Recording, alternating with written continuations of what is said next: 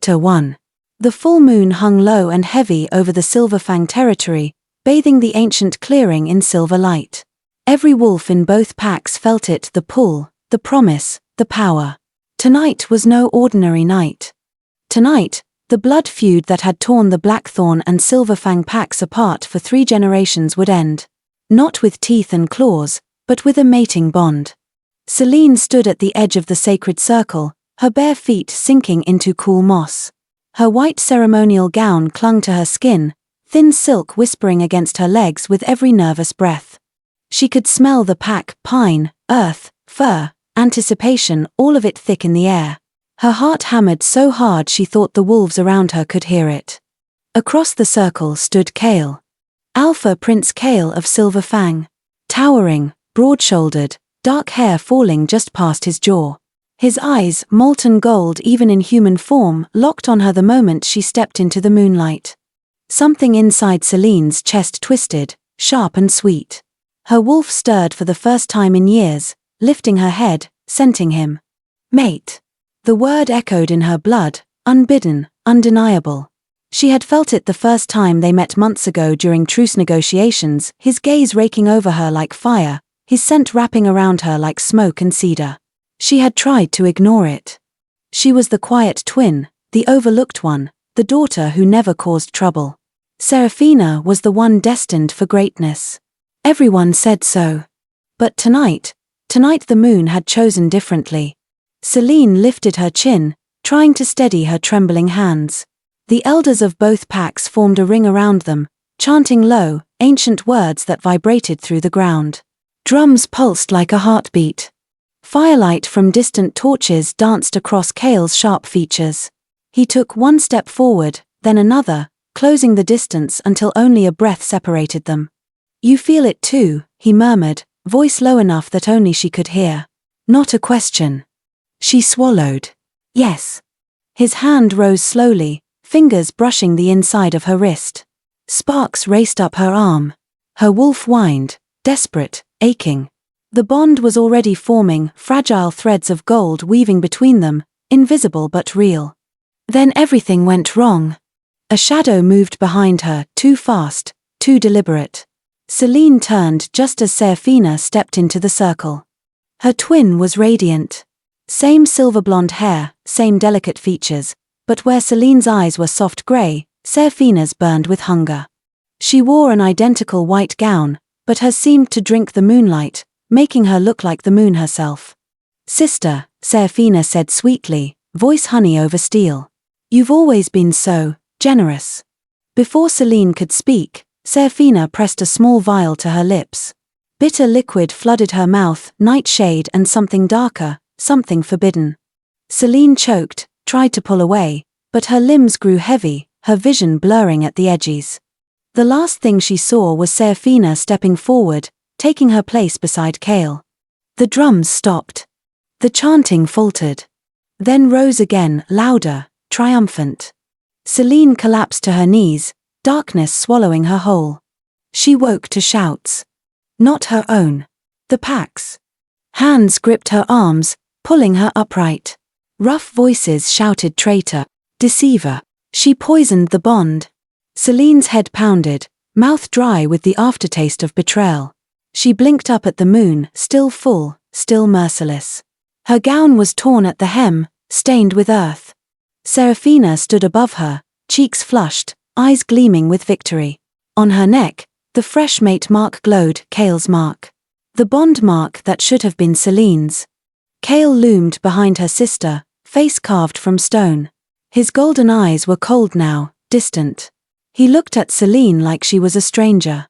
"You would sabotage your own twin to steal an alliance?" he asked, voice flat. "You would betray both packs?" Selene tried to speak, throat raw. "No, I didn't, I would never." Seraphina cut in, voice trembling with perfectly rehearsed tears. "She forced the vial on me. Said if I didn't take her place, she'd ruin everything. The bond, it's real. I feel him." She placed a hand over her heart. "I feel everything." The elders murmured. Wolves snarled. The air thickened with rage and confusion. Selene looked at Kale, pleading. "You know me. You felt it too. Please. But he turned away. The verdict came fast. Banishment, the Blackthorn elder declared. For treason against the mating right. For endangering the peace.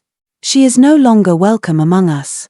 They released her arms, but the damage was done. The pack's eyes burned into her, full of accusation. Selene looked one last time toward the circle. Seraphina stood beside Kale, head high, hand resting possessively on his arm. He didn't look back at Selene. Not once. Something inside her shattered. Not just the bond. Not just the hope. Her trust. Her heart. Her place in the world. With a final surge of desperation, Selene turned and bolted straight into the dark forest beyond the clearing. Branches tore at her arms, her legs, but she ran. Blind. Broken. The howls of pursuit rose behind her, then faded as she pushed deeper. She didn't know where she was going. She only knew she couldn't stay. Not with the man who was supposed to be hers now bound to her twin. Not with the pack that believed she was a monster. Not with the moon that had betrayed her. Selene ran until the trees swallowed the moonlight and her lungs burned. Behind her, the pack's howls grew distant. Ahead lay only darkness and the faint, impossible whisper of a bond that refused to die. Chapter 2. Selene ran until the trees swallowed the moonlight and her lungs burned. Behind her, the pack's howls grew distant. Ahead lay only darkness and the faint, impossible whisper of a bond that refused to die. She didn't stop until dawn bled pale grey through the branches.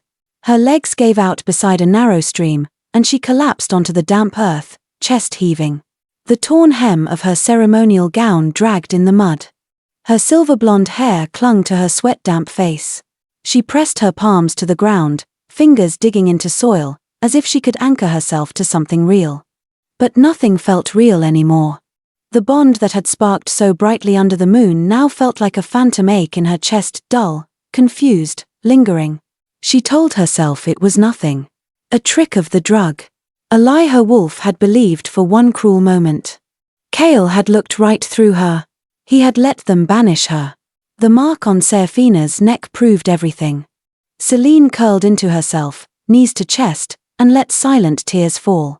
She had always been the good twin. The one who smiled when Seraphina took credit. The one who stepped back so her sister could shine. Their parents had never hidden their preference. Seraphina was bold, beautiful, destined to lead. Selene was quiet, reliable, forgettable. Flashbacks flickered behind her closed eyes like dying embers. As children, Seraphina would shift first, her wolf sleek and silver, commanding attention at every pack gathering. Selene's first shift came late, weak, almost painful. She had hidden in the woods for days afterward, ashamed. Seraphina had laughed, called her the runt who couldn't keep up. Their mother had patted Selene's head absently. "You'll grow into it, dear." She never did. Even when the truce talks began and Selene was chosen for the mating alliance, because she was calm, obedient, unlikely to cause trouble, Seraphina had smirked. "They picked you because you're safe, sister. No risk of scandal." Then she had added, softer, "But don't worry. I'll make sure everything goes perfectly." Selene had believed her. Now the perfect plan belonged to Seraphina. The bond. The alliance. The Alpha Prince. And Selene had nothing. She forced herself to stand. The drug had worn off enough for her to move, but her wolf stayed curled deep inside, silent and wounded. She welcomed the suppression. Let it stay buried. No shifting. No howling. No reminding herself what she had lost. Days blurred into nights. She followed streams and game trails, avoiding pack scent markers, crossing into neutral human territory. The forest thinned. The air lost its wild edge and smelled instead of asphalt, smoke, and coffee. She reached a small border town called Haven's Edge just as the sun dipped low. A cluster of faded buildings lined a single main street, a gas station, a diner with flickering neon, a few motels that looked like they hadn't seen paint in decades. Humans moved slowly here, unaware of the wolves that watched from the tree line miles away. Selene found a back alley behind the diner. She washed her face in a rain barrel, finger-combed her tangled hair, and straightened what remained of her gown as best she could. It looked like a ruined costume now, nothing like the ceremonial silk it had been. Inside the diner, the bell above the door jingled. Heads turned, then looked away. She kept her eyes down, approached the counter.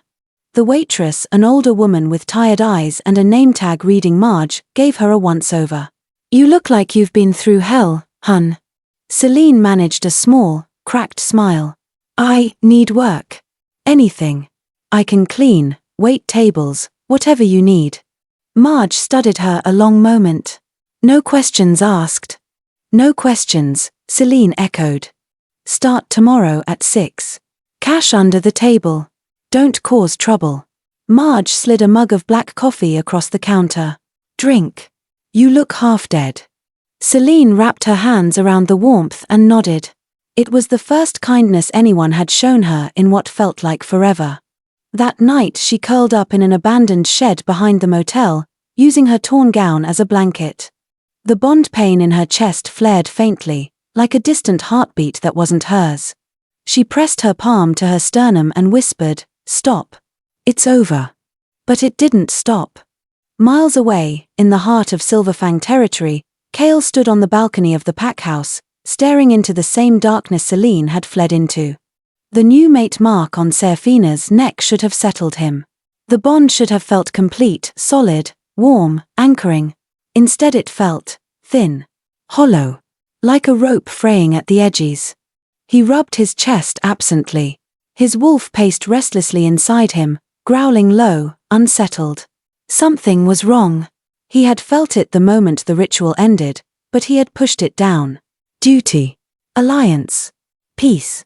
Those things mattered more than doubt. Serafina had come to him that night, eyes bright, hand trailing down his arm. "We're bound now," she had said softly. "Everything is as it should be." He had nodded. Let her kiss his jaw. Let her stay. But when she left, the emptiness returned. Sharper. Kale gripped the railing until the wood creaked. He told himself it was grief for the feud's end, for the changes ahead. Not suspicion. Not a pull toward a banished traitor who had poisoned everything. He turned back inside, shutting the doors against the night. But the whisper in his blood, the one that refused to quiet, followed him anyway. In Haven's Edge, Celine stared up at the sliver of moon visible through the shed's cracked roof. She made a vow in the silence. Never again. Never back to the packs. Never to the moon. Never to the man whose eyes had once burned gold for her. She would live small, quiet, invisible. And one day, maybe, the ache would fade. But deep inside, her wolf stirred just once, just a flicker. And the bond, faint as starlight, answered. Chapter 3. In Haven's Edge, Celine stared up at the sliver of moon visible through the shed's cracked roof. She made a vow in the silence. Never again. Never back to the packs. Never to the moon. Never to the man whose eyes had once burned gold for her. She would live small, quiet, invisible. And one day, maybe, the ache would fade. But deep inside, her wolf stirred just once, just a flicker. And the bond, faint as starlight, answered. Weeks slipped by in quiet routine.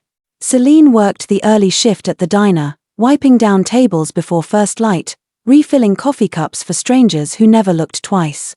She kept her silver blonde hair pulled back, her grey eyes lowered, her voice barely above a murmur. No one asked where she came from. No one cared. It was the invisibility she had craved. But the nights refused to be quiet. When the diner lights went dark and the town settled, the ache in her chest sharpened into something alive. She would lie on the narrow mattress in her rented room above the hardware store, staring at cracks in the ceiling, trying to will the feeling away. Sometimes she pressed her palm hard against her sternum, as though she could force silence. Sometimes she whispered into the dark, "Let it go." Her wolf remained curled deep inside, silent, wounded, refusing to rise. Celine welcomed the stillness. It kept her safe. One evening after closing, she took the longer path back through the woods that edged the town. Human territory, but close enough to the old pack lines that the scent of pine still carried echoes. She told herself she only wanted fresh air. She told herself she wasn't tempting anything. She was wrong. 3 rogue wolves stepped from the shadows ahead, blocking the narrow trail. Lean, scarred, eyes catching moonlight in sharp yellow flashes. Their scent hit her, bitter, feral, untethered. "Lost little wolf," the leader said, voice low and rough. "You smell like something we used to know." Celine's pulse spiked. She hadn't shifted in weeks, hadn't even tried. Her wolf felt distant, fragile. They began to circle. She backed up slowly until her shoulders brushed a tree. No escape behind her. No one to hear. The leader lunged. Instinct took over before thought could catch up. Celine twisted aside, felt the rush of air as claws passed inches from her face. She didn't scream. She ran. Branches snapped against her arms and legs. Roots snagged her boots. Behind her came snarls and the thud of paws. She pushed harder, legs burning, breath ragged until the ground dropped sharply. She stumbled, rolled down the incline, crashing through underbrush until she landed hard at the bottom of a shallow ravine. For a heartbeat, silence. Then growls, closer. She scrambled to her feet, back pressed to a large boulder, chest heaving. The rogues appeared at the rim above, silhouettes against the moon. Her wolf finally answered. Not a full awakening. Not enough to shift. But enough to send heat racing through her veins. Her nails sharpened just slightly. Her vision cleared. She bared her teeth, small, human, but fierce. The leader laughed. Cute. He leaped down. Celine moved on instinct. She caught his outstretched arm, twisted with sudden strength, and used his momentum to drive him hard against the boulder. A sharp crack echoed, his shoulder giving way. He howled in pain. The other 2 froze for a split second. That was all she needed. She bolted up the far side of the ravine, thorns tearing at her clothes and skin, until the sounds of pursuit faded into the night. When she finally stopped, she was trembling, scratched and bruised, but alive. She dropped to her knees beside a trickle of water, splashed her face, and felt the faint echo of her wolf lingering, quiet now, but no longer completely asleep.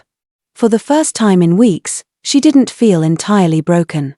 That night, exhausted and aching, she fell into heavy sleep until the dream came. Golden eyes watching her through the trees. A low voice whispering her name. A warm hand reaching out, brushing her cheek with impossible gentleness. Safety. Belonging. Home. Kale. She woke with a sharp gasp, tears already trailing down her temples. The ache in her chest burned brighter, crueler. It wasn't real, she whispered to the empty room. It was never real. But the longing stayed, sharp and unwanted, like a wound that refused to close. Miles away, in the Silverfang packhouse, Kale stood motionless in the long corridor outside the council chamber. The signs had grown impossible to ignore. Fields that once yielded rich harvests now withered under perfect sun. The river ran thin despite recent storms. Patrols returned with the same report, border markers fading too quickly, the land itself seeming to pull away from the pack's claim. The elders spoke in hushed tones of imbalance. Of a bond not true. Of something cursed. Kale had tried to silence the whispers. Now they roared. He pushed open the door to Serafina's private quarters without knocking. She sat at the vanity, brushing her long silver-blonde hair in slow, deliberate strokes. When she caught his reflection, her hand stilled. "You're up late," she said, voice light. "So are you." She turned, offering her perfect smile. "The pack is restless. I couldn't sleep." Kale stepped closer. "The pack is weakening." Her smile flickered, just a breath, then steadied. "You're tired, Kale. The alliance is new. Give it time." He studied her face. "The bond feels wrong. My wolf knows it. The land knows it." Serafina laughed softly. "You're imagining things." He reached out, almost gently, and brushed her hair aside to reveal the mate mark on her neck. The scar should have been smooth, fully knit, alive with shared warmth. It wasn't. A thin, pale line cut through it, an old scar, jagged, one he had never seen before. He went still. Seraphina's hand flew up to cover it. What are you doing? This scar. His voice was low. Dangerous. It wasn't there the night of the ceremony. Her eyes widened, too wide. Of course it was. You've simply never looked closely. Kale's gaze pinned hers. I looked closely enough to know it isn't yours. The room turned heavy and silent. Seraphina's smile vanished completely. Kale stepped back, the faint whisper in his blood suddenly ringing clear and loud. Not Seraphina. Not his mate. Someone else.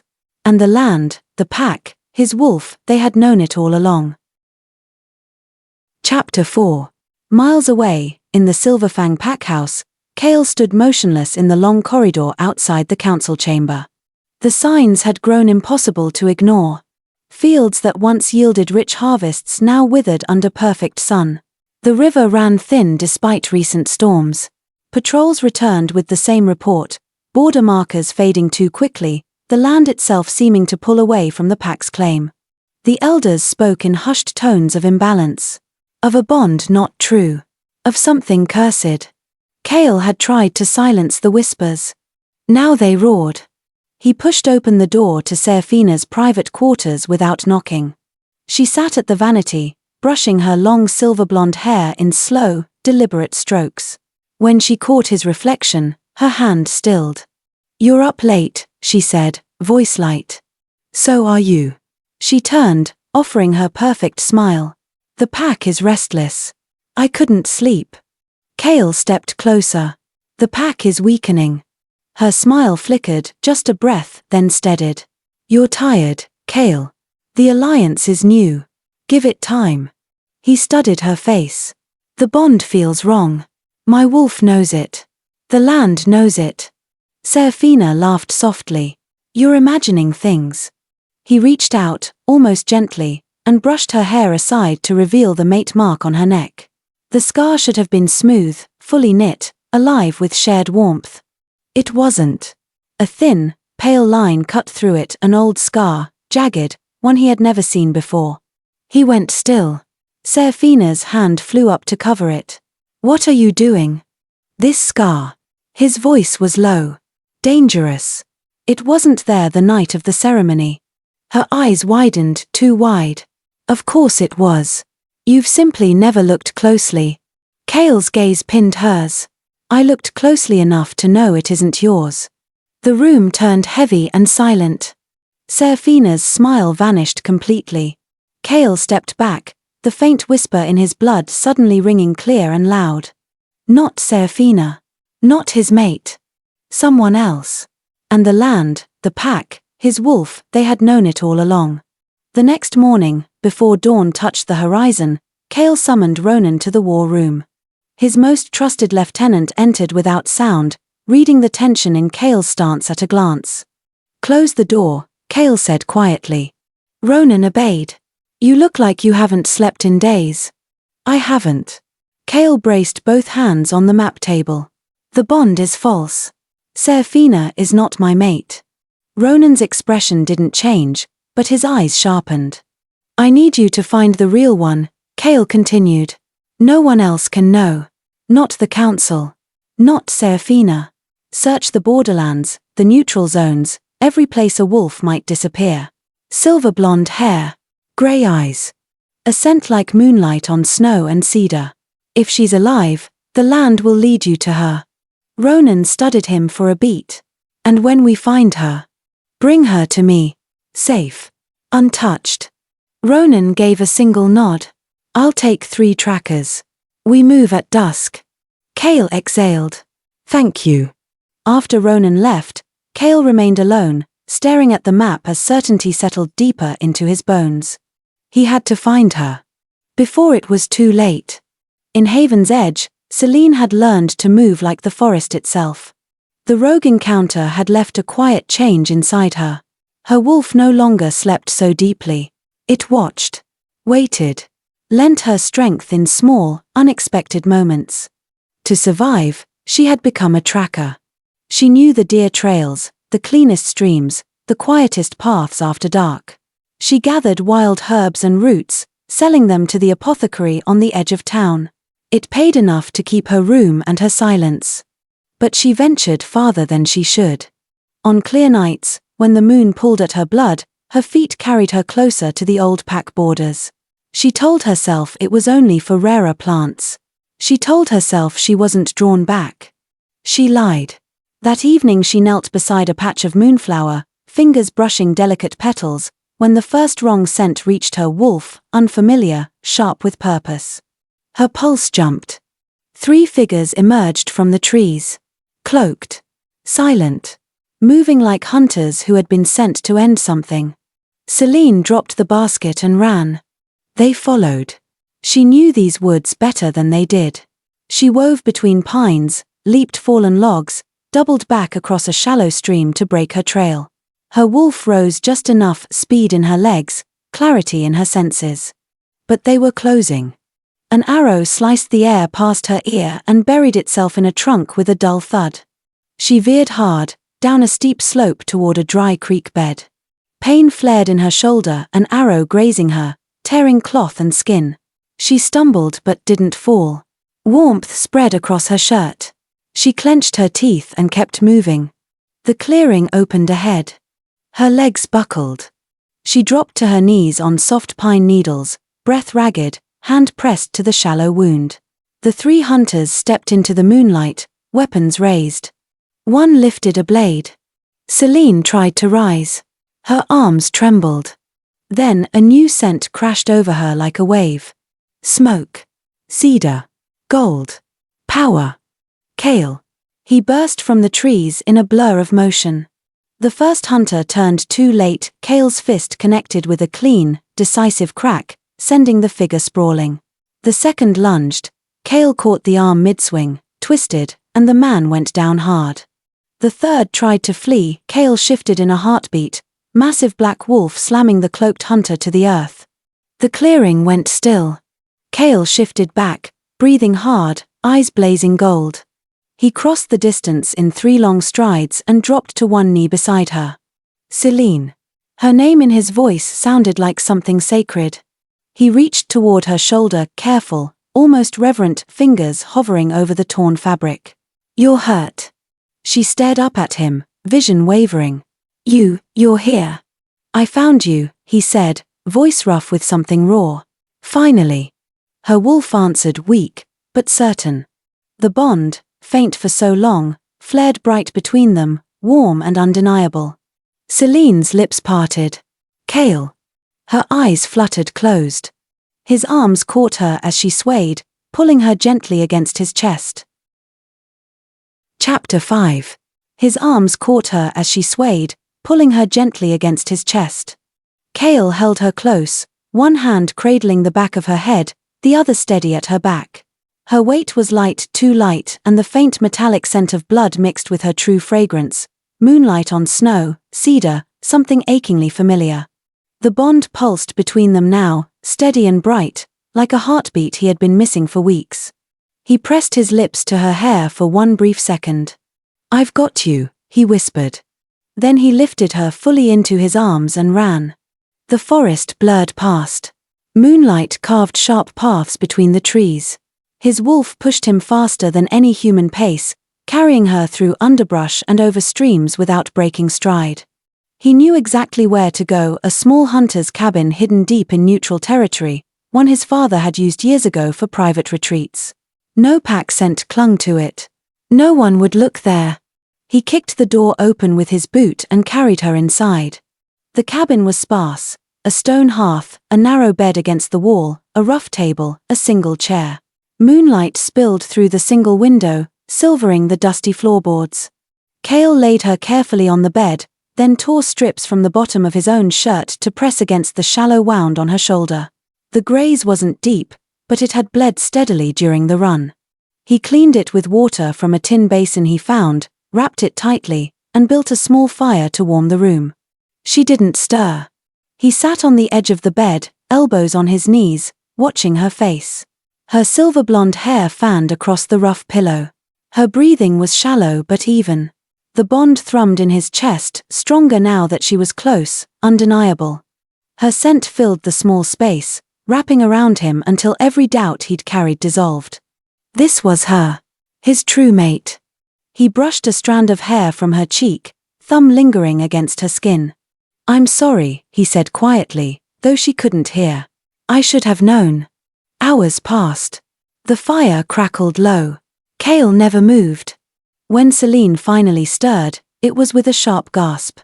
Her eyes flew open, wide, grey, terrified. She scrambled back against the headboard, clutching the blanket to her chest, shoulder protesting with a fresh spike of pain. Cale raised both hands slowly, palms out. "Easy," he said. "You're safe." Her gaze darted around the room, cabin walls, small fire, his face, then locked on him again. Recognition hit, followed by something colder. "You." She pressed herself harder against the wood, breathing fast. "You're here to finish it," she whispered. "Banishment wasn't enough. You came to make sure I never come back." Cale's heart clenched. "No," he kept his voice low, steady. "I came because I found you bleeding in the forest. Those hunters, they weren't mine. I killed them to protect you."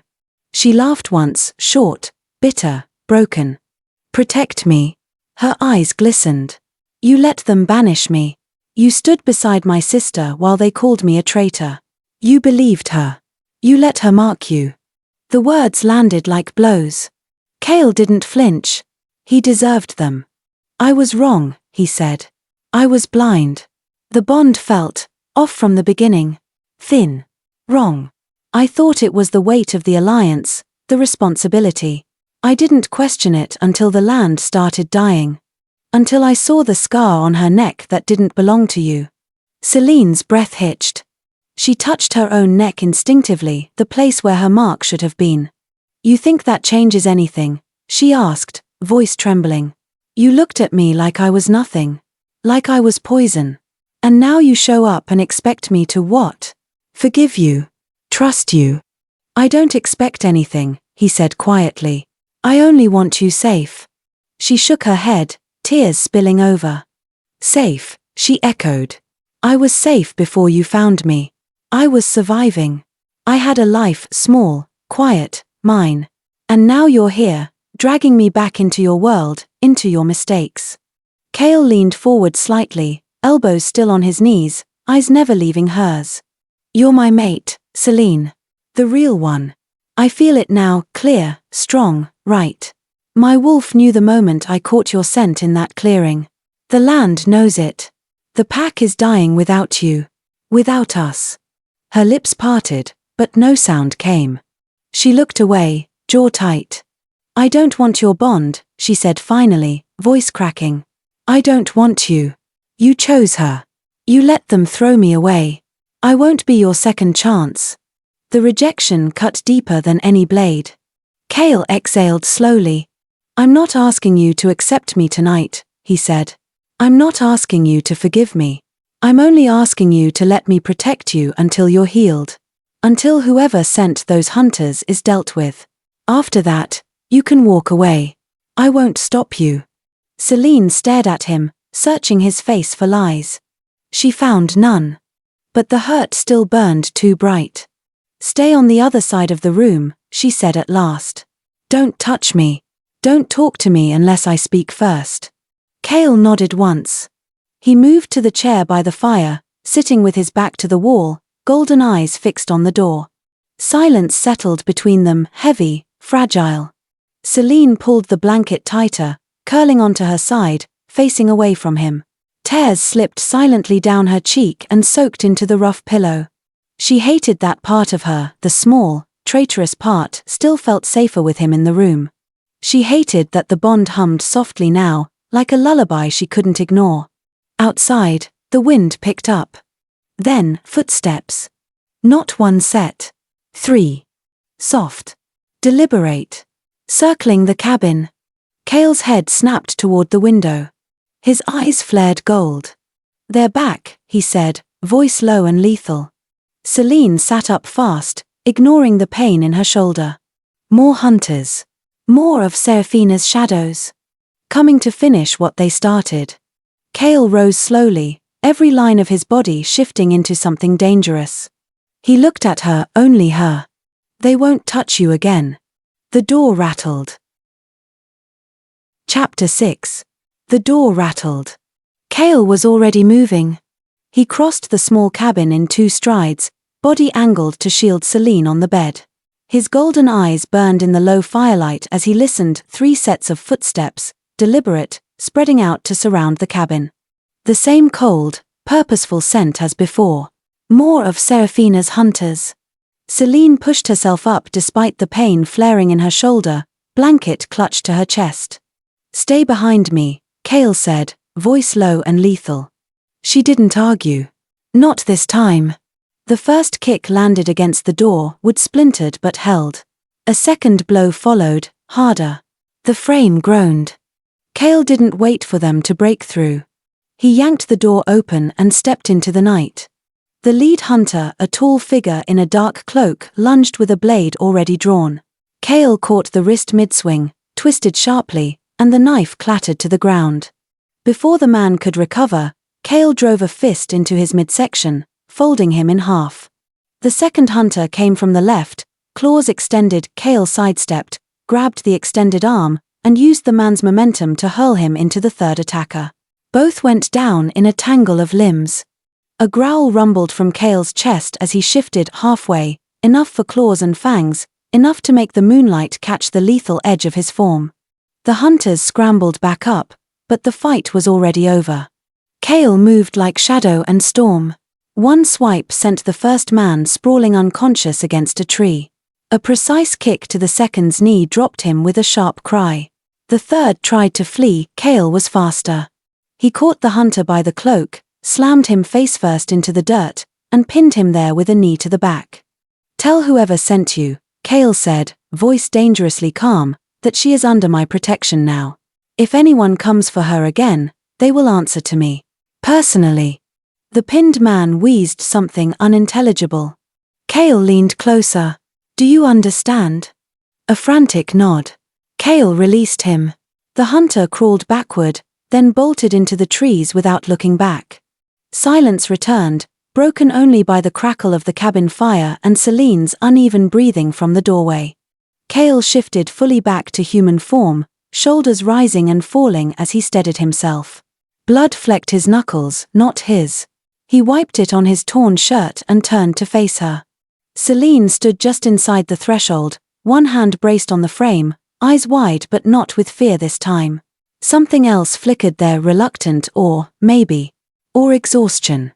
"They're gone," he said. She nodded slowly. Neither of them moved for a long moment. Then Celine spoke, voice quiet but firm. "I can't stay here alone. Not if she keeps sending them." Cale waited. "I don't trust you," she continued. "I don't forgive you. But I want to live. So, temporary alliance. Only until I'm healed and strong enough to disappear for good.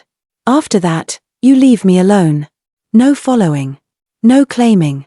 No bond." Cale studied her face, the stubborn set of her jaw, the faint tremble in her fingers. "Agreed," he said. "I protect you. You heal. When you're ready, you walk away. I won't stop you."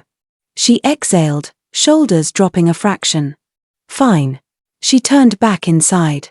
Cale followed, closing the door behind them and barring it with the only chair. The small space felt smaller now. Celine eased back onto the bed, wincing as she settled against the wall. Cale took the floor near the hearth, back against the stone, knees drawn up, keeping distance as promised. The fire popped. Wind sighed against the cabin walls. After a long silence, Celine spoke again. "She drugged me that night," she said, staring at the flickering flames. "Pressed a vial to my lips before I could react. I woke up to the pack calling me traitor. She had your mark on her neck. She cried so perfectly. And you believed her." Cale's jaw tightened. "I did," he admitted. The ritual was finished. The bond felt present, thin, but present. "I thought it was nerves, the weight of ending the feud. I didn't question it until the land began to reject us. Until I saw the scar that didn't match. Until my wolf refused to settle." Celine looked at him, then really looked. "You felt it was wrong from the beginning?" "Something was missing," he said quietly. I told myself it was duty over feeling. I was wrong. She looked away, throat working. I waited for you to see me, she whispered. Even when they dragged me away. I kept thinking if he just looks at me, really looks, he'll know. But you turned your back. The words hung heavy. Cale closed his eyes for a moment. I will carry that mistake for the rest of my life, he said. But I'm here now. And I'm not leaving until you're safe. Celine didn't reply. She curled onto her side, facing the wall. Cale stayed awake, guarding the door, listening to the forest. The next 2 days passed in tense quiet. Celine slept more than she wanted, her body demanding rest to heal. Cale hunted small game, brought fresh water, kept the fire burning. He never touched her unless she asked for help standing or rewrapping the bandage. Even then, his movements were careful, almost reverent. But the bond didn't care about distance. When he passed her a cup of water, their fingers brushed. A spark raced up both their arms, warm, electric, undeniable. Celine jerked her hand back as though burned. Cale froze, eyes darkening. Neither spoke of it. Later, when she tried to stand and her legs buckled, he caught her elbow only to steady her. The contact lingered a heartbeat too long.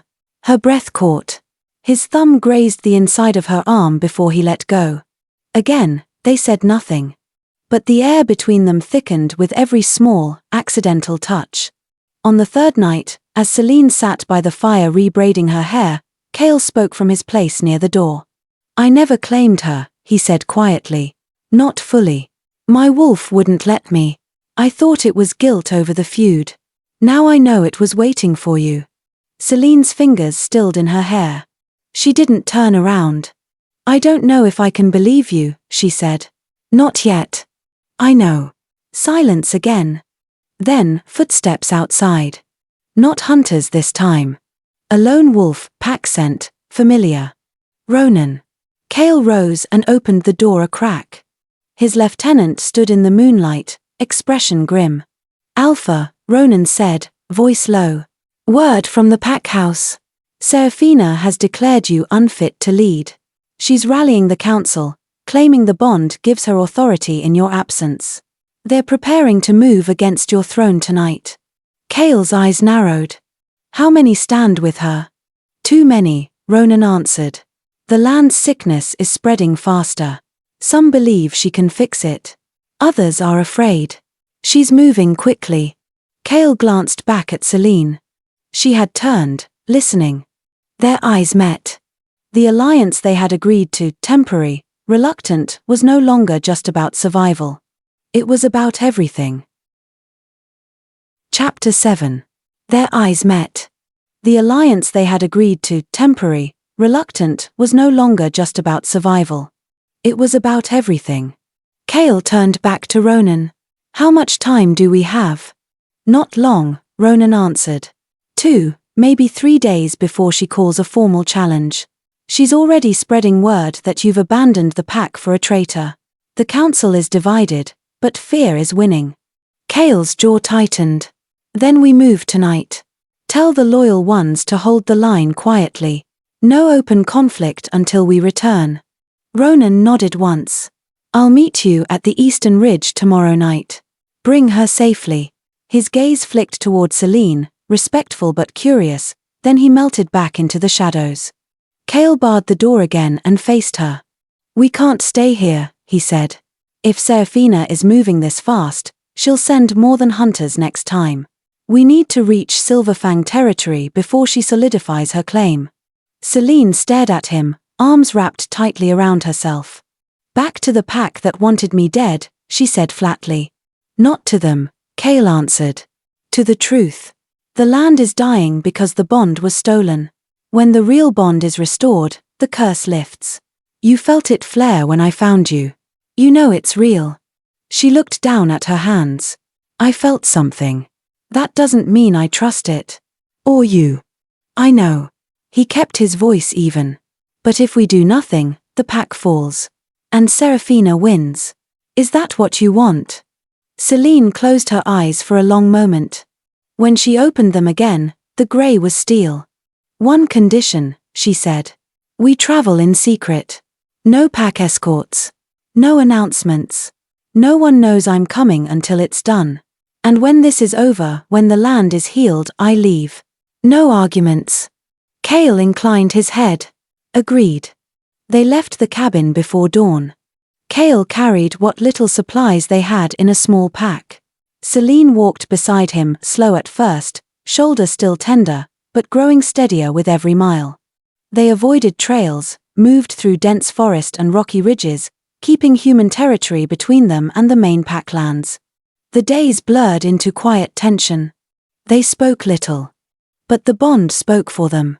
Every accidental brush of shoulders sent warmth curling through both of them. When Cale handed her water, their fingers touched and the spark lingered longer each time. When he scouted ahead and returned, her eyes found him first. When night fell and they shared a small fire, the silence between them thickened with things neither would name. On the third night, the full moon rose, bright, heavy, commanding. They had stopped in a sheltered hollow between two low hills. No cabin, no walls. Just open sky and silver light pouring over everything. Celine felt it first. A pull deep in her chest, stronger than anything she had known since the ceremony. Her skin prickled. Her wolf, silent for so long, lifted its head and howled inside her. She stood abruptly. Cale rose too, watching her carefully. "What is it?" he asked. She didn't answer. She stepped into the center of the hollow, arms loose at her sides, face tilted toward the moon. The bond flared, bright, hot, undeniable. Her wolf surged. For the first time in years, Celine didn't fight it. The shift came fast and clean. Fur rippled over her skin, silver gray, shimmering like moonlight on water. Bones realigned with a soft, painless grace. In seconds she stood as a sleek wolf, larger than she remembered, eyes glowing pale silver. Power thrummed through her limbs, her lungs, her heart. She felt strong. Whole. Alive. She turned her head toward Cale. He hadn't moved. His own wolf stared out through his golden eyes, awed and reverent. "You're beautiful," he said softly. Celine's ears flicked. She took one step toward him, then another. The bond sang between them, golden threads visible for a heartbeat, weaving tighter with every breath. Cale dropped to one knee, not in submission, but in offering. "I never claimed her," he said, voice rough with emotion. "Not once. My wolf refused every time she came close. I thought it was duty holding me back. Honor. The alliance. But it wasn't. It was you. It was always you." Celine's wolf form stilled. Guilt and longing twisted inside her human heart. She shifted back, smooth, effortless, standing barefoot in the moonlight, silver hair spilling over her shoulders, eyes still glowing faintly. "I want to believe you," she whispered. "But every time I close my eyes I see you turning away. I see her wearing your mark. I see the pack ready to condemn me for something I didn't do." Cale rose slowly, keeping distance. "I can't undo that night," he said. "I can only spend every day after proving I see you now. All of you. The quiet strength. The way you survived when no one else would have. The way your wolf just rose under the moon like she was never broken." Celine's throat tightened. She took one step closer, then stopped. "I don't know how to trust this," she admitted. "I don't know how to trust you." "I'll wait," he said simply. "As long as it takes." The words hung between them, soft and heavy. For a moment, neither spoke. Then Celine lifted her chin. "Keep walking," she said. "We're not done yet." They traveled through the night, the moon their only guide. By the time false dawn grayed the sky, they had reached the outer edge of Silverfang territory, close enough to smell pine and pack, far enough to stay hidden. They stopped beneath a massive oak to rest. Cale crouched to check the faint scar on her shoulder, now only a thin line. His fingers brushed her skin. The bond flared again, warm, insistent. Celine didn't pull away this time. She looked up at him. Their faces were inches apart. Neither moved. Then a rustle in the underbrush. Multiple scents hit them at once: wolf, familiar, angry. Serafina's loyalists. 6 of them burst from the trees, cloaks dark, eyes gleaming with purpose. Kale surged to his feet, shoving Celine behind him. "Run," he ordered. But they were already surrounded. A female voice cut through the dawn air, cold, triumphant. "The false Luna thought you'd come back," she said. "She sends her regards." Darts hissed through the air. One struck Celine's neck. Her knees buckled instantly. Kale caught her as she fell, snarling, twisting to shield her body with his own. More darts followed, 2 grazing his shoulder, 1 his thigh. The world tilted fast. He dropped to one knee, still holding her tightly. Celine's fingers gripped his shirt, weak, desperate. Kale's vision blurred. The last thing he saw was the loyalists closing in. The last thing he felt was her hand against his chest. Then darkness swallowed them both. Chapter 8. The last thing he saw was the loyalists closing in. The last thing he felt was her hand against his chest. Then darkness swallowed them both. Celine woke to the smell of damp stone and iron. Her head throbbed, limbs heavy, but the dart's haze was lifting. She lay on cold dirt, wrists bound loosely behind her with ordinary rope. A single torch sputtered on the far wall of an abandoned mine shaft, rough rock, low ceiling, 1 heavy iron bar door. She was alone. Until a soft laugh drifted from the shadows beyond the bars. Celine's heart clenched. Serafina stepped into the torchlight. She wore a deep crimson cloak over black, elegant and commanding. Her silver blonde hair was swept up, the false mate mark on her neck still visible but noticeably faded, as though the stolen bond was already unraveling. Her grey eyes, mirror images of Celine's, glinted with cold triumph. "Hello, sister," Serafina said, voice honeyed and sharp. "Did you miss me?" Celine pushed herself up to sitting, ignoring the dull ache in her shoulder and the lingering dizziness. "You're wasting your time," she said quietly. "The bond isn't yours. The land knows it. The pack will know it soon." Serafina tilted her head, smile widening. "Oh, I know. That's exactly why I had to move faster." She paced slowly in front of the bars. Kale's disappearance was the perfect gift. The council is terrified. The fields are dying. The river is barely a trickle. They're ready to accept any solution, even me as regent, until their missing alpha returns, or doesn't. Celine's stomach tightened. "You're going to kill him?" Serafina laughed, light, musical, cruel. "Not if he behaves. But if he keeps chasing after you," she shrugged delicately. "Accidents happen." She crouched so their eyes met through the bars. "You always were the weak one, Celine. The good one. The one who never fought for anything. And yet here you are, still breathing. Still trying to take what's mine." "You stole everything," Celine answered, voice steady. "You drugged me. You took my place. You wore his mark. You framed me. And now you're terrified because the truth is catching up." Serafina's smile thinned. "I'm not terrified," she hissed. "I'm prepared." She rose smoothly, brushing her cloak. "You should have stayed gone. That quiet little human town would have been perfect for you. But no, you had to come back. You had to wake that pathetic wolf under the moon. You had to make him look at you the way he never looked at me." Celine met her gaze without flinching. "He never looked at you because you weren't his mate." Serafina's expression twisted. She turned sharply and snapped into the darkness. "Bring her out." 2 loyalists stepped forward, large, silent, hauling Celine to her feet. They cut the ropes at her wrists but kept iron grips on her arms. Serafina unlocked the cell door and stepped inside. She drew a slim dagger from beneath her cloak, silver blade catching the torchlight.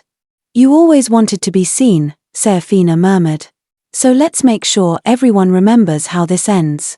She raised the dagger. Celine didn't flinch. But her wolf answered. The strength that had awakened under the full moon hadn't faded. It waited, coiled, ready. When Serafina lunged, Celine moved. She twisted free of one guard's hold, drove her elbow into the second's midsection, and dropped low. The dagger sliced through empty air. Celine grabbed the nearest guard's wrist, twisted sharply until the sword clattered free, and kicked the man's knee out from under him. He went down hard. Seraphina snarled, shifting, her wolf smaller, sleeker, but vicious. Celine let her own wolf rise, not a full shift, but enough. Claws extended slightly. Eyes glowed silver. Strength flooded her limbs. She caught Seraphina's next lunge, shoved her twin back against the stone wall, and pinned her there with forearm to throat. "You don't get to end me," Celine said, voice low and fierce. "Not anymore," Seraphina thrashed, snarling. Then a roar echoed through the tunnel. Kale. He burst through the outer door in wolf form, massive, black-furred, golden eyes blazing. Loyal wolves poured in behind him, Ronan at his flank, 3 others fanning out. The loyalists turned to meet them. The fight erupted in a blur of motion. Kale tore through the first 2 attackers in seconds, swift strikes, controlled power, every move aimed at clearing a path to her. Celine shoved Seraphina back and snatched the fallen sword. She parried a blow from one of the remaining guards, then drove her shoulder into his chest, sending him staggering into the wall. Across the chaos, Kale shifted back mid-stride, human again, breathing hard, eyes locked on her. "Celine." He started toward her. Seraphina recovered too quickly. She shifted back, snatched the dagger from the ground, and lunged, not at Celine. At Kale. The blade aimed straight for his chest. Celine didn't think. She threw herself between them, catching Seraphina's wrist with both hands. The dagger stopped inches from Kale's heart. Celine twisted hard, bone cracked. The dagger clattered to the stone floor. Seraphina screamed in rage. Kale surged forward, grabbing Seraphina from behind, pinning her arms. Celine stepped back, chest heaving, staring at the fallen dagger. Then at Kale. He looked at her like she was the only thing that existed. "You saved me," he said, voice raw. Celine swallowed. "I didn't do it for you," she lied softly. But the bond between them flared, bright, warm, unbreakable. Seraphina struggled in Kale's grip, eyes wild. "You'll regret this," she spat. "Both of you." Kale's voice was ice. "You're finished." Ronan and the others finished subduing the last loyalists. The tunnel fell quiet except for heavy breathing and the distant drip of water. Kale looked down at Seraphina, then back at Celine. "She goes to the council," he said. "They'll decide her fate." Celine nodded once. But her eyes stayed on Kale. And for the first time, she didn't look away. Chapter 9. But her eyes stayed on Kale. And for the first time, she didn't look away. The loyal wolves moved quickly. Ronan bound Seraphina's wrists with rope reinforced with iron thread, not enough to burn, but enough to prevent shifting. She didn't scream or beg.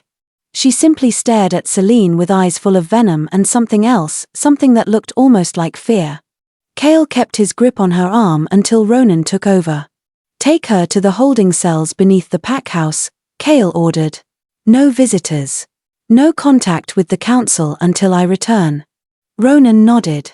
"The others are secured. We'll escort them back under guard." Kale looked at Celine. "You don't have to come with us yet. You can wait here. Rest. Decide." Celine shook her head slowly. "I'm done hiding," she said. "If this is going to end, it ends in front of the pack. All of it." Kale studied her for a long moment, searching for doubt, for hesitation. He found none. "Then we go together," he said. They returned to Silverfang territory under the fading stars.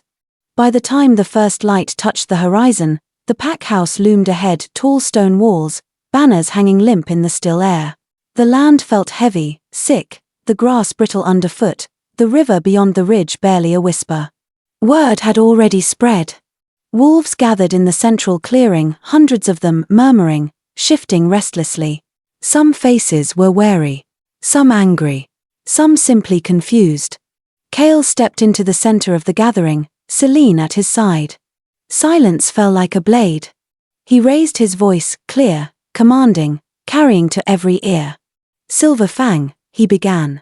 "I stand before you as your alpha, and as the man who failed you." Murmurs rippled. I allowed a false bond to be placed upon me. I believed a lie. I let Seraphina Blackthorn wear my mark and speak in my name while the true bond, the one the moon intended, was stolen from us all. He turned slightly, hand open toward Celine. This is Celine Blackthorn. My true mate. The one the land has been crying for. The one my wolf has always known, even when I was blind. Celine stood tall, silver hair catching the rising sun, grey eyes steady. A low growl came from the back of the crowd, someone loyal to Seraphina.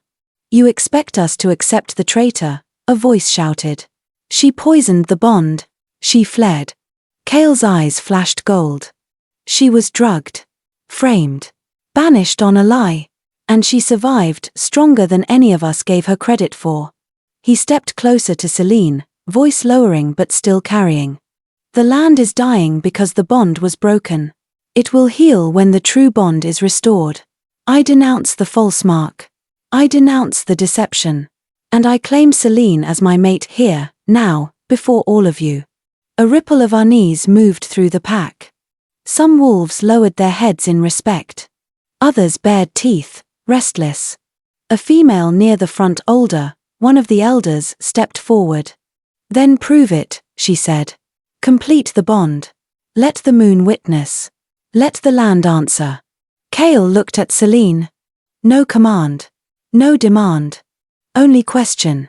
Celine's heart hammered. She had spent weeks, months, believing she was nothing. Unwanted. Forgettable. The quiet twin.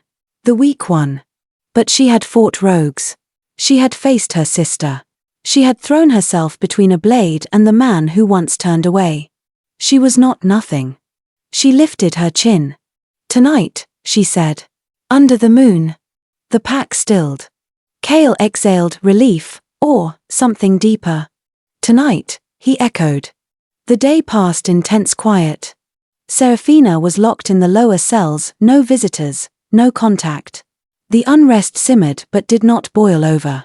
The loyal wolves patrolled. The elders watched. When night fell, the full moon rose again, brighter than before, almost expectant. Kale led Celine to the sacred clearing, the same one where the stolen ceremony had taken place months ago. This time, no crowd. No elders. No witnesses except the moon. Just them. They stood in the center, silver light pooling around their feet. Kale spoke first, voice low, reverent. I don't ask for forgiveness tonight, he said. I only ask that you let me show you what I should have seen from the beginning. Celine looked up at him. I'm still afraid, she admitted. Of trusting. Of believing this is real. Of being hurt again. I know. He lifted his hand slowly, giving her every chance to pull away. She didn't. She placed her palm against his. The bond flared warm, golden, alive. Kale drew her closer until their foreheads touched. I see you, Celine, he whispered. All of you. The quiet strength. The fire you hid. The way you survived when the world tried to break you. I choose you not because the moon demands it, but because I want you. Because I've always wanted you.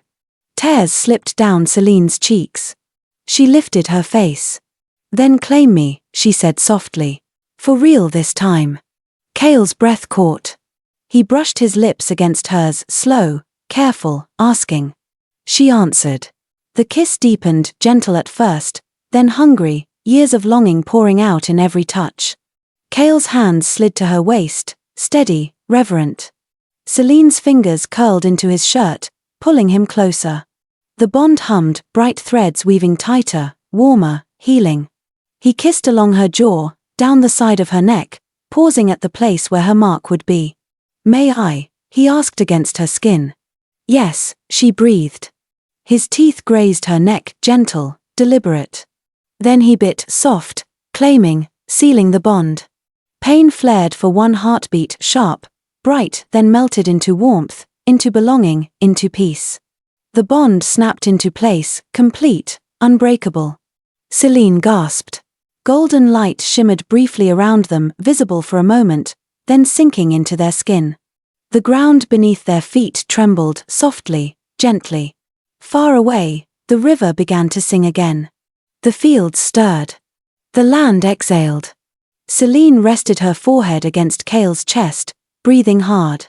He held her tightly, one hand cradling the back of her head. "You're mine," he whispered. "And I'm yours." She smiled, small, real, the first true one in months. "And I'm not running anymore." They stayed like that, wrapped in each other, until the moon began to dip.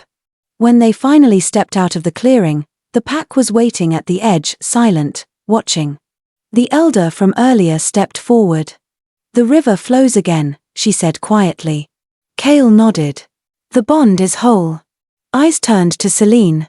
She stood beside him, shoulders back, chin high. No one challenged her this time. The unrest quieted. Not everyone accepted her yet. But the land had spoken. And so had the moon.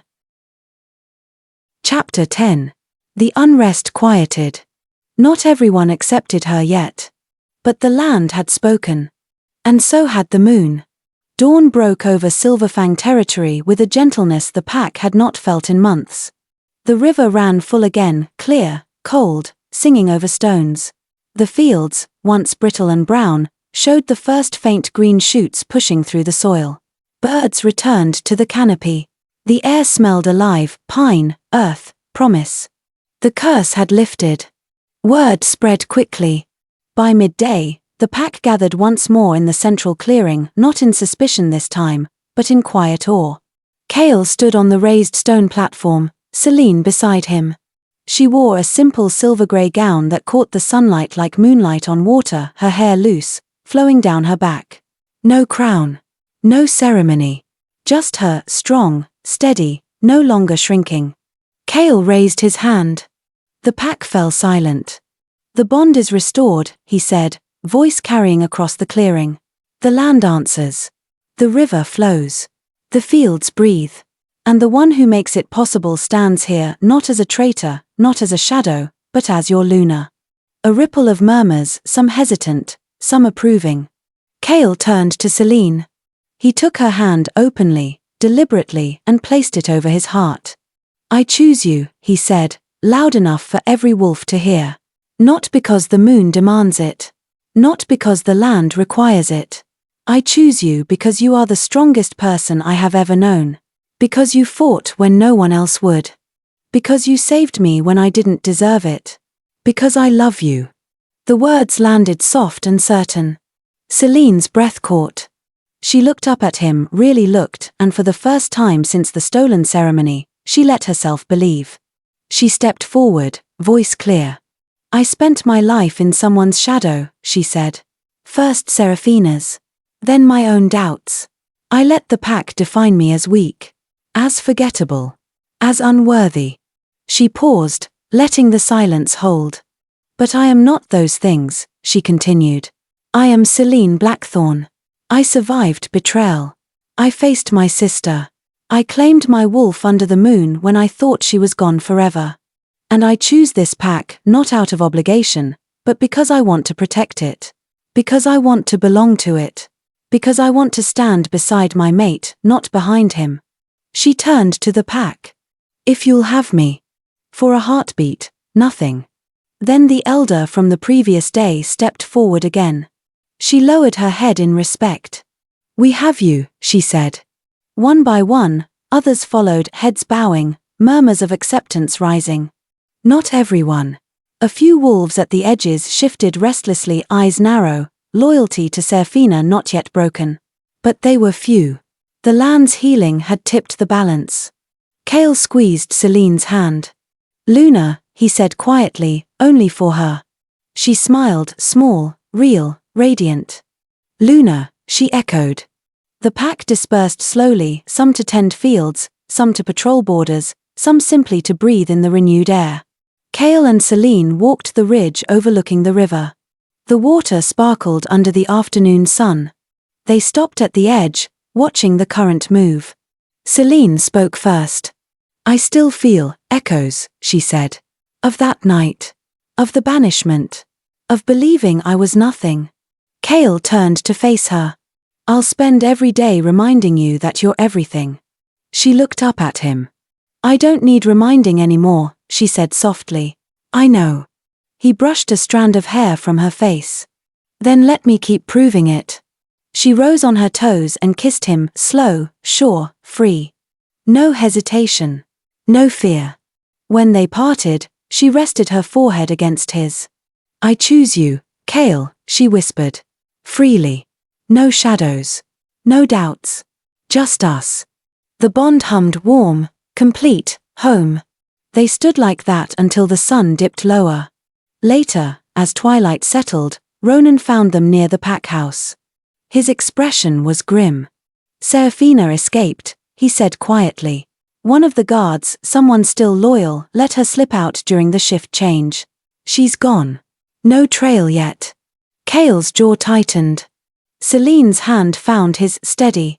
She'll come back, Celine said. She can't let go of what she thinks she lost. Cale looked down at her. Then we'll be ready. Celine nodded. Together. Ronan gave a small, approving nod and left them. Night fell. They walked back to the sacred clearing alone again. The moon rose, full and bright. Cale pulled Celine close, arms around her waist. She rested her head on his shoulder. The future was not certain. Serafina was out there wounded, angry, dangerous. Rogue allies might still answer her call. The pack's acceptance would take time. But the land was healing. The bond was whole. And Celine was no longer anyone's shadow. She was Luna. She was his. And she had chosen this life, chosen him, freely. Under the moon, Cale kissed her temple.